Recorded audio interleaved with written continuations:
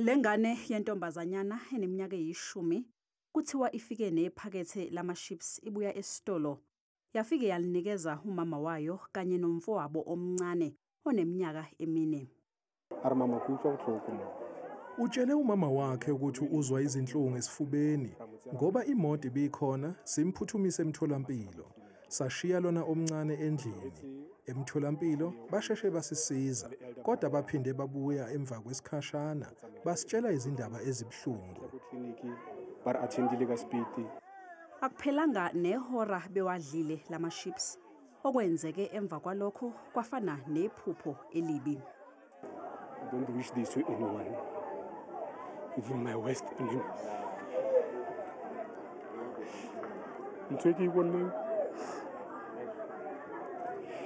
I can wish it to anyone.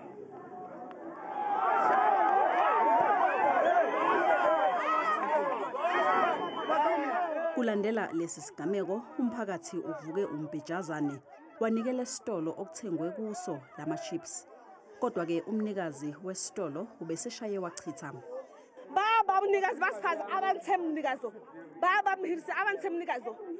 Umphakathi kanye namaphoyisa bagcine bengena ngodli kulesi sitolo. Bakhipha yonke impahla ebiphakathi yathungelwa ngomlilo. It can't be that we are only reacting only when kids are dead. No. It can't be. The sooner we resolve this, the better. Are they right? Why are they doing that? Ikhansela lenxuse uhulumeni ukuthi uphuthumise izinhlelo zokuqhamuka nesisombululo kule nkinga yokushona kwezingane ngenxa yoncamnce abadayisa emathilomu. I'm hurt. It's happening here in Alexandra today. We've been watching this happening in other areas. Now it's in my area. What I will appeal to the government also, can they please speed up the process of dealing with these illegal foreigners? Siyenyuka ke isibalo sezingane ezishonayo emva kokudla ukudla okuthengwe emathilomu. Abenza ucwaningo mayelana nezempilo eGauteng basaliphenya lolu daba.